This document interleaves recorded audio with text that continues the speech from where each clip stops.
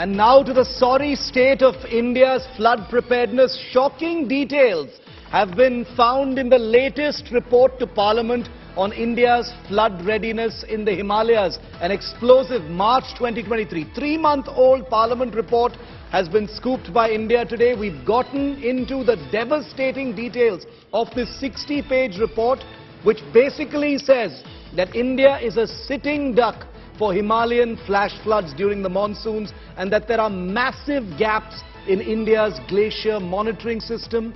India sorely lacks a robust early warning system in our hill states, and there is no national disaster management disaster plan for the Himalayan states. That is just an appetizer of this very troubling 60-page report submitted just 3 months ago, detailing why India is a sitting duck for monsoons, for flash floods in the Himalayan states. I want to go across to India today's Akshita for more on this. Akshita, an incredibly unnerving, disturbing report, and what's even worse is that it comes just 3 months before what we're seeing play out now.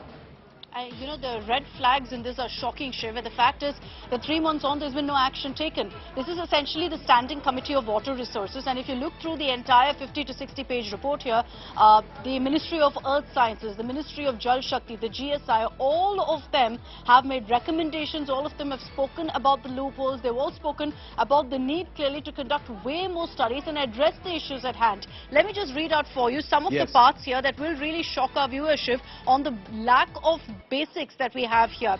The Geological Survey of India has asked a specific question with regards to the Himalayan glaciers, to which the GSI says we have not conducted specific studies on estimated volume loss of glaciers between 1950 to 2020. We don't have an estimate of what it will be like by the year 2100 as well. That's one example. Now, if I go to the latter part of the report where suggestions are sought from different groups, what's a common thread of all the departments or all the ministries involved here? All of them talk about the need for an agency to be set up, one single agency to take care of all of these issues, which has clearly not been put in place.